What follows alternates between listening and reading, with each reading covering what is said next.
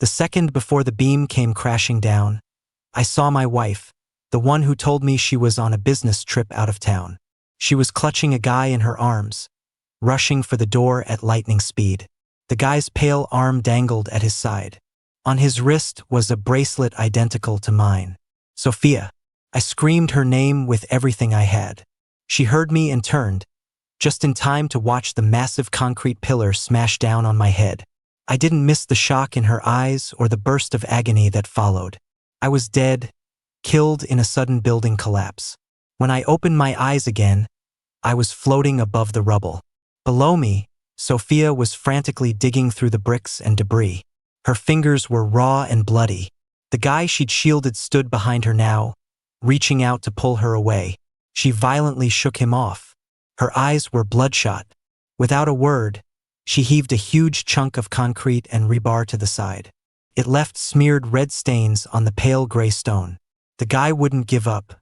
He tried to grab her again, his voice cracking with tears. "Sophia, please stop," he pleaded, tears streaming down his handsome face. He looked pitiful, I'll give him that.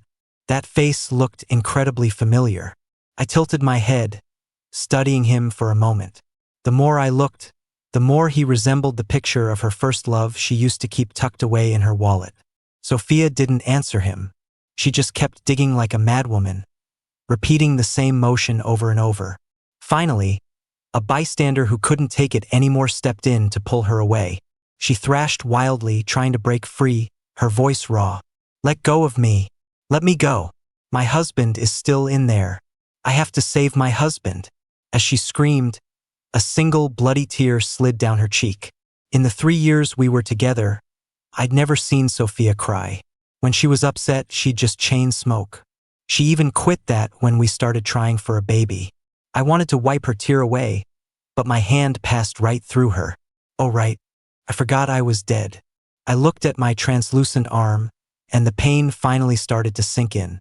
A pale hand took my place, gently wiping the tear from Sophia's cheek. Dust motes danced in the sunlight. The light glinting off the silver bracelet on his wrist was blinding. Oh right, I also forgot that Sophia had lied to me. The pain got worse. Sophia finally broke free and threw herself back at the rubble. Her long, elegant hands now a mangled mess of flesh and blood.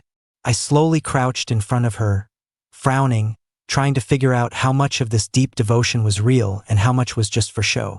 She saw that giant pillar come down with her own eyes. She had to know there was no way I survived. So who was this performance for? The search and rescue team arrived quickly and saved Sophia's hands. Good thing, too. It would have been a shame to ruin such beautiful hands. I was near the entrance when the pillar hit me, so I wasn't hard to dig out. It was just not a pretty sight. After a complete breakdown, Sophia finally accepted reality. I was dead. I had died right in front of her, just as she escaped with another man in her arms. Before she could even feel relieved, she had to watch me die. She calmly went through all the formalities, then went back to her usual routine, back to work. It was like nothing had changed. She was still the same cool, brilliant Sophia, always in control. The bag I was carrying when it happened? She locked it in a cabinet and never opened it. My death, it seemed, didn't affect her at all. That guy came looking for her a few times. I heard Sophia call him Ethan. I frowned, thinking for a long time before I finally remembered where I'd heard that name. Back when I first met Sophia, she got drunk once and kept mumbling a name, Ethan. So I wasn't mistaken. Sigh. My memory seems to be getting worse since my soul left my body. Sophia and I met on the darkest day of our lives. A few years ago, my parents signed up for a couple's tour package. The bus crashed. Of the 20-plus people on board, none survived. Sophia's parents were on that bus, too. We both became orphans at the exact same moment. I couldn't stand the memories, so I moved. By pure coincidence, she became my next-door neighbor. Our shared tragedy brought us close quickly. She couldn't cook and was a picky eater, so I started making enough for both of us. She was quiet and withdrawn, so I'd tell her about anything I found interesting, just to try and make her smile. I always felt that life had dealt us a bad enough hand, we had to find a way to make it a little sweeter. Speaking of a bad hand, I'm not sure if that describes Sophia now or not. On the one hand, everyone in her family is gone now, including the baby I never got to tell her about. But on the other hand, they say the three best things in life are getting a promotion, striking it rich, and your spouse kicking the bucket. She's hit the jackpot. Judging by how she's acting, I'd say she's not exactly happy about my death, but she's not sad either. I'm not resentful, just a little sad. I mean, I'm dead. What's the point of holding a grudge? As for wishing her happiness, well, I'm not that generous yet. I floated around after Sophia for a week. A week later, she collapsed with a fever that wouldn't break. She was out for a full day. When she woke up, it was like she'd completely forgotten I was dead. I watched her pull out her phone and start texting me. "What time are you coming home?" A few minutes later, another text. "Not feeling well. I'm craving some chicken noodle soup tonight. Come home early." Her messages were destined to go unanswered. Just as I was wondering what she was up to, she got impatient and called me. My phone was in the bag she'd locked away, its battery long dead. When she heard the automated voicemail message, Sophia just frowned, a little annoyed. As time went on, annoyance turned to worry. She started frantically texting me. "Why is your phone off? Where are you? I'll come pick you up. Text me back as soon as you see this. Honey, please just answer me. I'm so worried." By the end, her tone was practically begging. You have to understand, it was always me chasing her, texting to ask when she'd be home or what she wanted to eat, and her replies were always polite, but cold. The Sophia I knew was always reserved and composed. Even when we first got together, all she said was a simple, "Leo, from now on, it's just us." Back then, I really thought it would be. Who knew that while she was my whole world, I was just her second choice? Sophia sat stiffly in the living room all night. At one point, she went out and came back with 2 packs of cigarettes.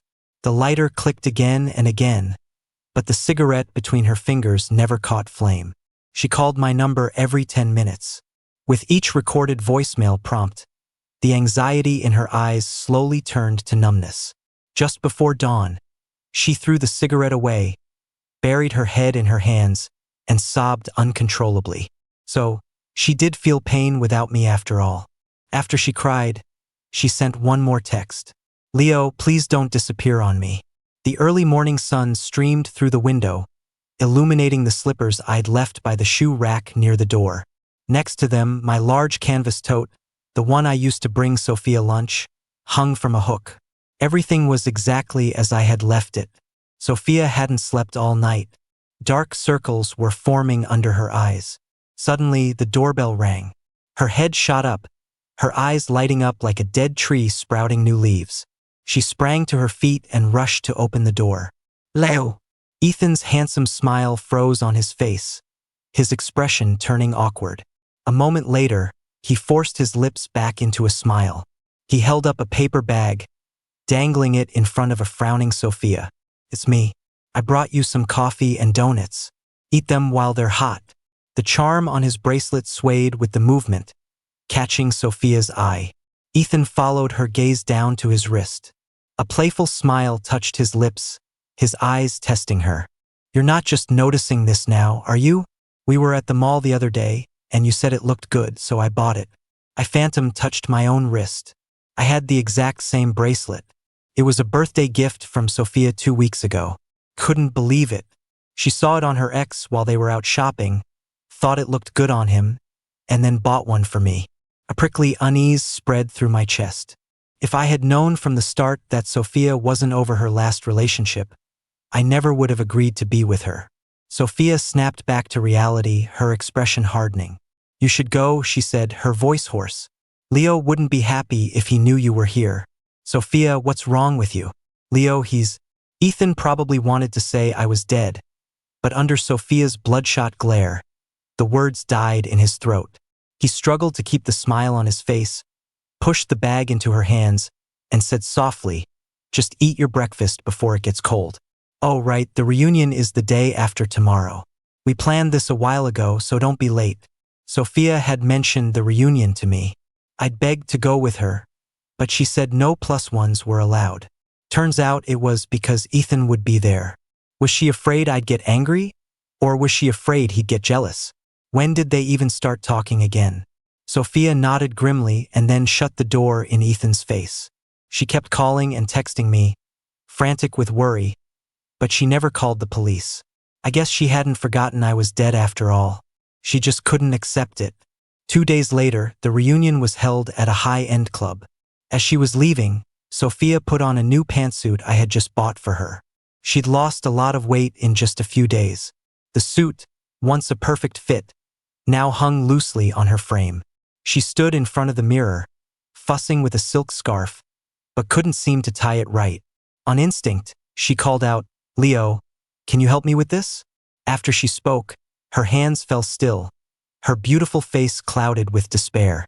After we got married, I was always the one who fastened her necklaces. Now that she had to do it herself, she was clumsy. Right before she left, she sent me another text. "Class reunion tonight. I might be home late." Then she turned on the living room light. "I left a light on for you. Don't stay out too late. If I'm not home when you get back, wait for me. Don't wander off."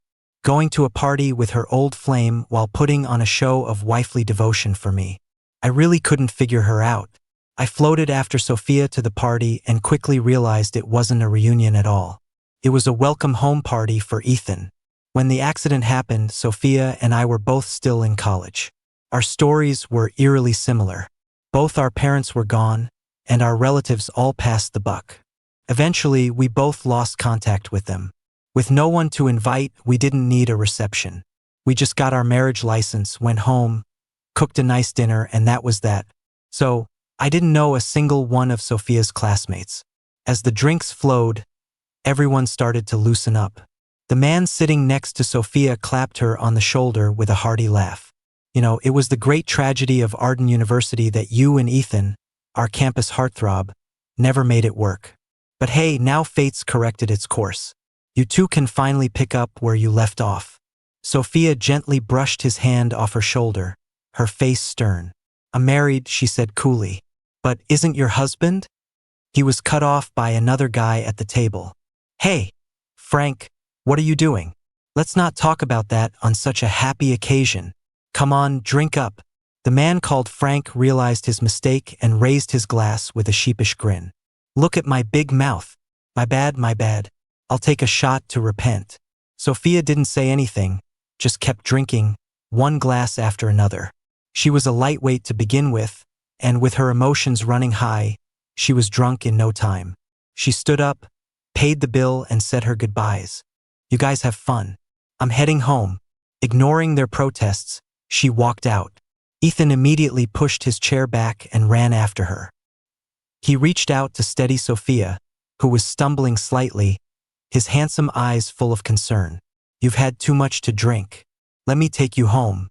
Sophia looked up at him but said nothing. Once they were out of the private room, she pushed him away. "You can go back. I'll get an Uber."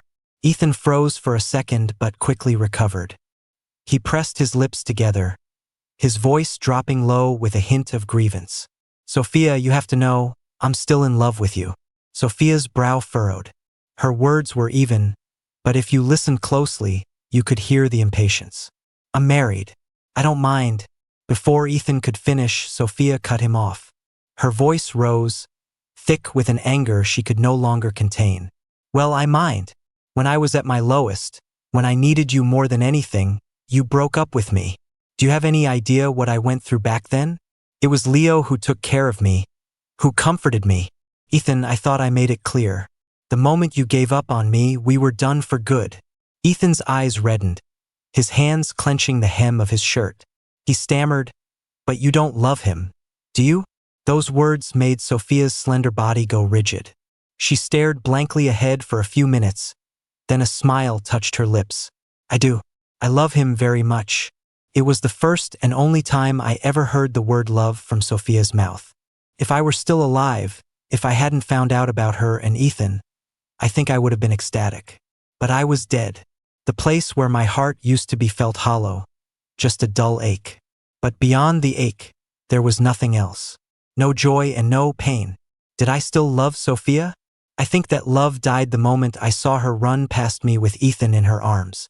The lamp Sophia had turned on before she left was still glowing. Every night she came home late, I would leave that light on for her, no matter how long I had to wait. Maybe the memory hit her, because her hand trembled as she unlocked the door. When she finally got it open, she forced a smile and called out eagerly, "Leo." The only reply was the cold, silent air. The smile on her face slowly faded, and the light in her eyes died out, bit by bit. From now on, there would be no goofy guy happily greeting her at the door, taking her bag, helping her out of her coat, and reminding her to wash up for dinner. Never again. Sophia went to the liquor cabinet, grabbed another bottle and kept drinking, going from tipsy to completely wasted. She collapsed on the sofa, calling my name over and over.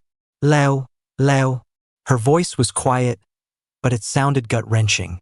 It was getting on my nerves. All I wanted was to figure out how to get reincarnated. I was done watching this performance of her belated devotion. After a night of heavy drinking, Sophia woke up rubbing her temples. She looked around the room, then suddenly smiled in my direction. "When did you get back?" My eyes widened. I thought she could see me.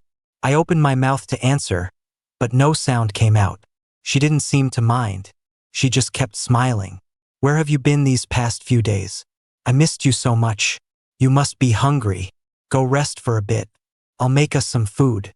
I just floated there, stunned, as I watched her walk toward the kitchen. As she walked, she turned her head to the side as if talking to someone. "You don't have to follow me. I'll cook. You go rest." But I hadn't moved. So, the person Sophia was seeing was just a figment of her imagination?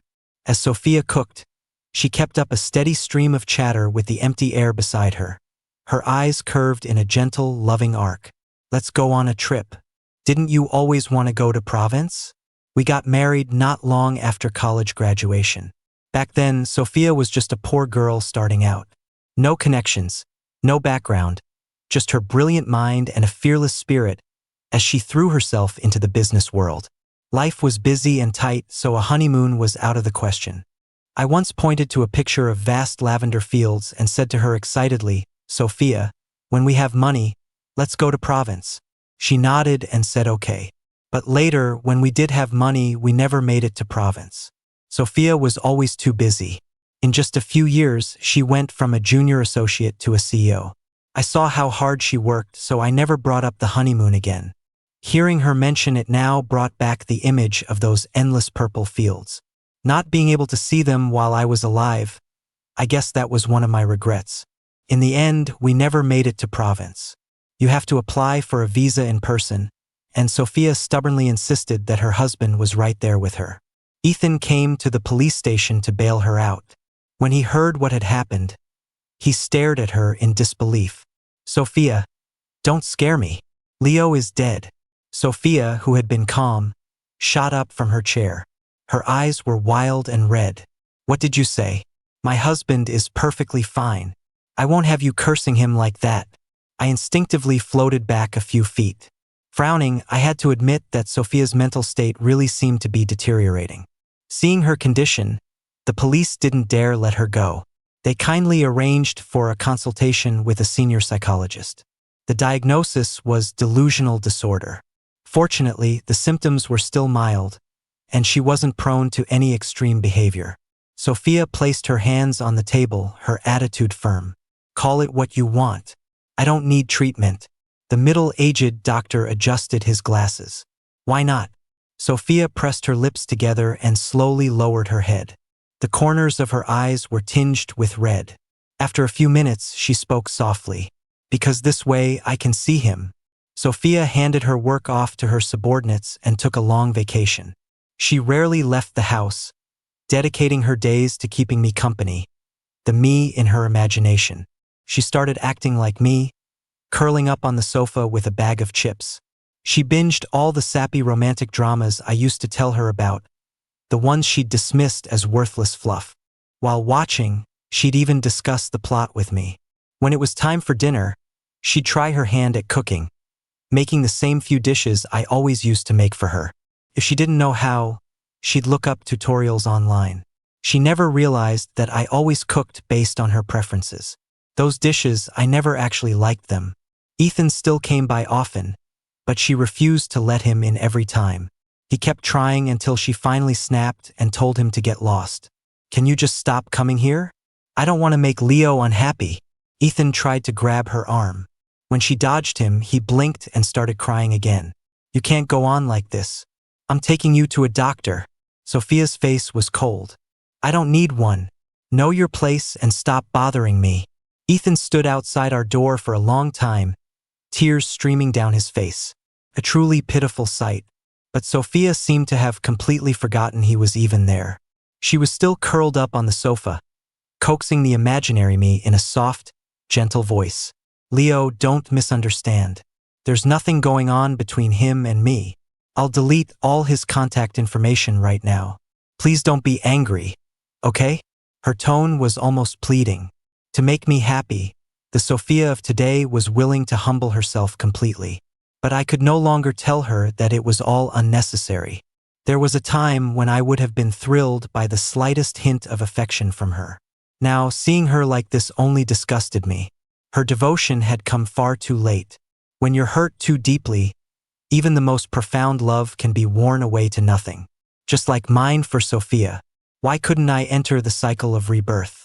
Why couldn't I be reincarnated? Why was I forced to stay by Sophia's side? Annoyed, I turned my head and stared out the window at Ethan. He had stopped crying. He stood there, his hands clenched into tight fists. His handsome face was slightly twisted with rage. In my previous life, I was a teacher for deaf children, so I knew a bit of lip reading. I watched his mouth form the words, clear as day. Leo, you're already dead. Why won't you just let her go? After several days of continuous rain, the sky finally cleared. I always liked to keep the house spotless and place a bouquet of fresh flowers on the living room table. Back then, my thoughts were simple: how to be a good husband, how to give her a warm and loving home. I never imagined that the last thing I'd see before my violent death would be such a heartbreaking scene. Sophia would tidy up sometimes, but she wasn't used to housework, so the place was never truly clean. After putting the blankets out to air in the sun, she decided to do a full deep clean. When she got to the locked cabinet, she frowned slightly and asked in confusion, Leo, why is this locked? In the bright sunlight, you could clearly see the tiny dust particles floating in the air. Sophia seemed to hear a response from the non-existent me, and her lips curved into a fond smile. Okay, wait a minute. I'll go find the key and we'll see what's inside. Her delusion seemed to be getting worse. The bag inside that cabinet was like Pandora's box about to be opened. I couldn't wait to see her reaction. Sophia found the key, and the cabinet door creaked open. Amidst neat stacks of awards and certificates, a dark brown men's satchel stood out. Her slender body went rigid, and the color drained from her face. A thin layer of sweat beaded on her forehead. She stood frozen for a long time before her trembling hand finally reached out and took the bag. One by one, she carefully removed the contents and placed them on the table. My phone, my wallet, my keys. Sophia completely shattered. She slowly sank to the floor, grabbing her hair and sobbing until she dry heaved. Sophia locked herself in the bedroom, like a walking corpse. She didn't eat, drink, or sleep. She just lay quietly on the bed, staring at the ceiling. Always so put together, her jawline was now terrifyingly sharp, and her clear eyes were webbed with red veins. Her clothes were a mass of wrinkles. Beside her, my phone screen was lit up, casting a soft white glow. The screen was frozen on a single text message. 3:30 p.m., First Chapter Cafe. Sophia has something for me to give you. It was my phone. She had charged it and turned it back on. That afternoon, I had indeed gone to the cafe because I received that message. I suppose even the person who sent it never expected it would cost me my life. On the third day, it was as if something in Sophia had clicked. She got up, showered, changed into fresh clothes, and tidied herself up, even styling her hair. She was thinner, and her complexion was terrible, but there was no denying she was still beautiful. Before she left, she called Ethan and told him that the biggest regret of her life was ever having been with him. The unknown number that sent me the text message was Ethan's. He didn't kill me directly, but I died because of him. As for Ethan, I couldn't forgive him. It had been over a month since I died, and this was the first time Sophia had come to my grave. She sat in silence, her back resting against my headstone. She didn't get up to leave until the sky was filled with the colors of sunset. Before she left, she gently traced the letters carved into the stone, her voice as soft and intimate as a lover's whisper. "Leo, wait for me. I'll be with you soon."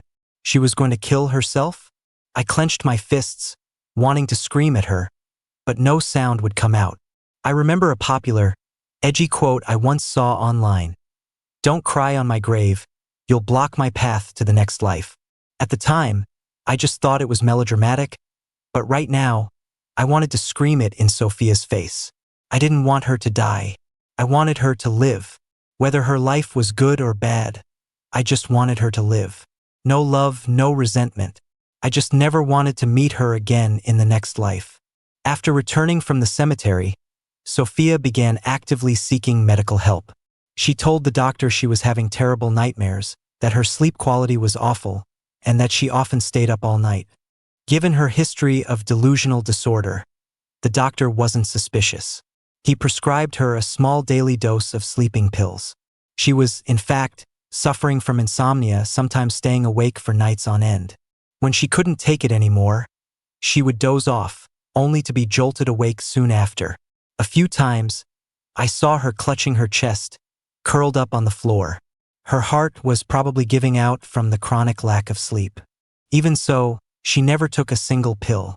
Instead, she found a small, clear bottle to store them in.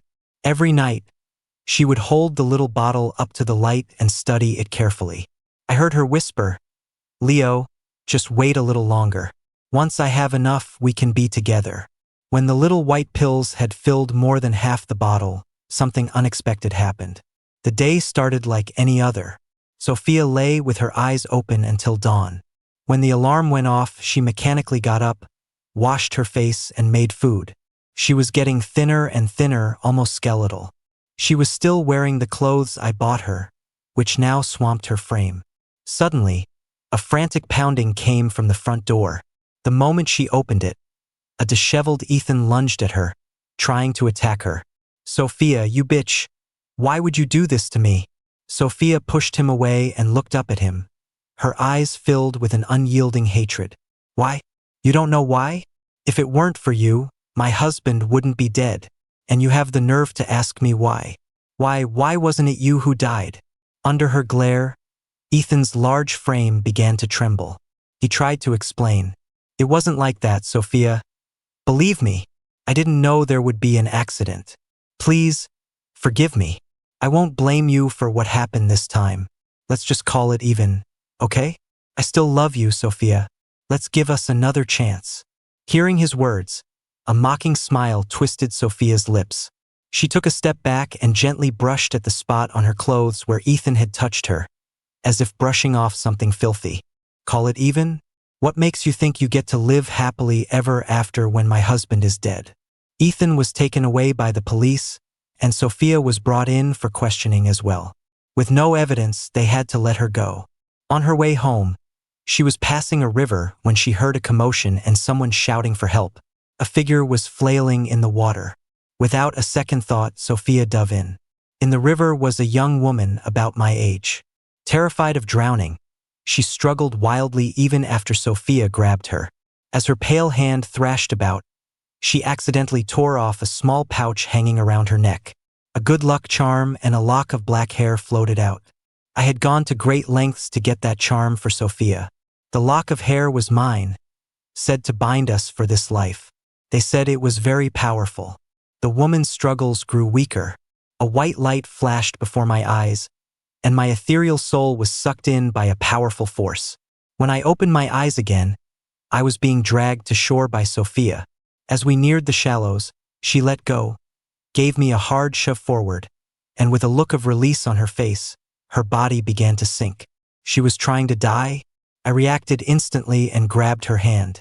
Luckily, another good Samaritan jumped in to help, and together we pulled Sophia onto the bank. I was reborn in the body of Chloe, the young woman Sophia had just saved. I realized the reason I could never leave Sophia's side was because of that charm and that lock of my hair. And I could possess this woman's body now because the pouch had opened just before she drowned. It really was powerful. On the riverbank, Sophia sat beside me, gasping for air. Looking at her, in that one instant, it felt like all the love and hate from the past had just vanished. I tilted my head and thanked her. "Thank you, Sophia." She frowned, confused. "How do you know my name?" I thought for a moment, then smiled. "When I was about to die just now, I saw a man. He told me." Sophia suddenly turned and grabbed my shoulders, her voice trembling with emotion. What else did he tell you?" "He said he doesn't want to meet you in the next life, and that you should live a good life." She let her hands fall away, a bitter smile on her face. "He still won't forgive me." I didn't explain.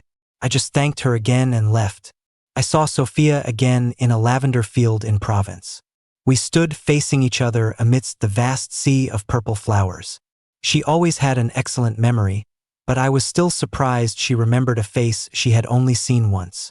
She was still painfully thin, the sharp angles of her cheekbones a stark reminder of the vibrant woman she used to be. She gave me a slight nod. "Fancy meeting you here." I managed a polite smile in return. Yes, what a coincidence. A breeze swept through, sending ripples across the sea of flowers. We walked past each other, going our separate ways. Epilogue. When Leo called my name, I panicked. I never imagined that the very next second, I would watch him die right in front of me. That massive concrete pillar, it must have hurt so much. My Leo hated pain. A simple paper cut was enough to make him frown and demand I kiss it better. I desperately tried to dig him out of the rubble. What if the pillar had just missed him? What if he...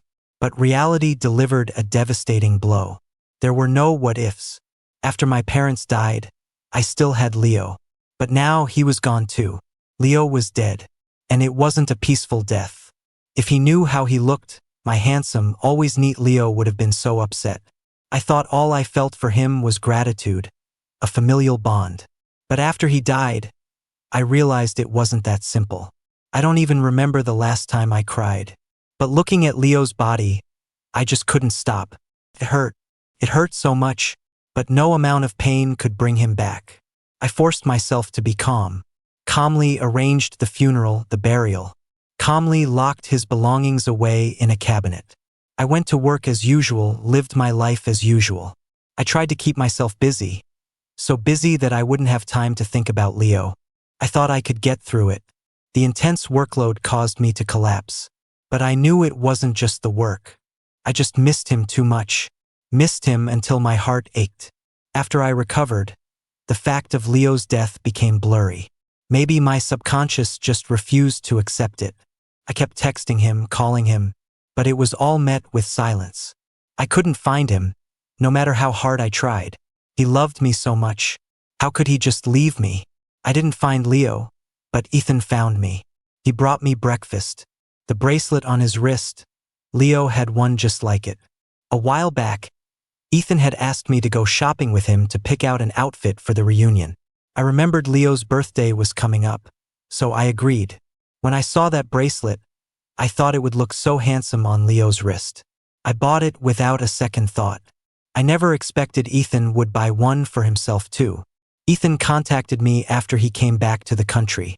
He said a few of our close friends from college were organizing a reunion and asked if I wanted to go. I said yes, only because I wanted to prove to them how happy I was. For a long time after, I regretted that decision. If I had just been firm and refused him then, would my home still be intact? Would Leo and I have had 2 children who would call me mom and him dad? Just thinking about it feels like a dream. The reunion was boring. They even tried to set me up with Ethan. How ridiculous. I already had Leo, and my Leo was 1,000 times better than Ethan. It's just that he seemed to be in a mood lately, running away from home where I couldn't find him. It was so frustrating. Feeling tipsy, I paid the bill and left. Ethan ran out and confessed his feelings for me. When I rejected him, he said that I didn't love Leo. Didn't I love him? A sharp pain shot through my heart. No, that's wrong. I do love him. I love him so much. Yes, I love him. What a fool I've been. To only realize now, after all this time, how deeply my feelings for Leo had grown. I wanted to tell him right then, to shout it out loud. I love you so much, but when would he come home? After a night of drinking, my Leo came back. He was a little pouty, telling me he was hungry. I wanted to ask him where he'd been, but I decided against it. As long as he was back, that was all that mattered. As long as he was by my side. We decided to go on a trip, but we ran into trouble at the visa office. They detained me and even brought in a psychologist who said I had mild delusional disorder. Leo looked so sad. He tugged on my sleeve, his eyes filled with helplessness, and asked if I was going to leave him. How could I? He was my precious treasure, the one I had finally found again. I refused the doctor's suggestion for treatment. They could say what they wanted, all I needed was Leo. After we got home, Leo became even clingier. He wanted me to watch shows with him, to cook for him. He had never been demanding before, he was always so considerate. His occasional little tantrums now were actually quite cute.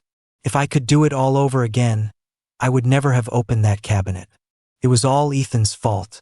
Yes, all of it. If it weren't for his text, Leo would never have gone to that cafe, and he certainly wouldn't have died. How could he still be alive and well?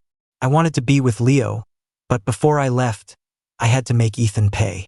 I began to plan my death and Ethan's ruin. After my revenge on Ethan was complete, it was time for me to say goodbye to this world. It's a good feeling. I'll get to see my Leo soon.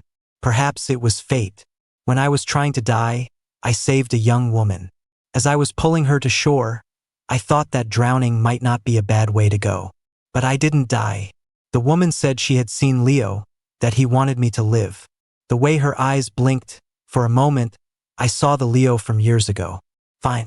I'll live, just as he wished. Ethan was diagnosed. His mind was completely shattered. After I heard the news, I went to Provence alone. I never expected to run into the woman I had saved. She gave me a quiet greeting, and then we went our separate ways. In the warm breeze, for a fleeting moment as we passed, I thought I smelled Leo's scent mixed in with the lavender. I still miss him so much. I don't think I can hold on much longer. Back home, I took out the bottle of sleeping pills. It had been full for a long time. I took a shower, got ready, and put on the suit I wore on our wedding day. Once everything was perfect, I lay down on the bed and opened the bottle. Leo, I'm sorry. I didn't listen to you. If there is a next life, I want to meet you again. This time, let me be the one to love you first.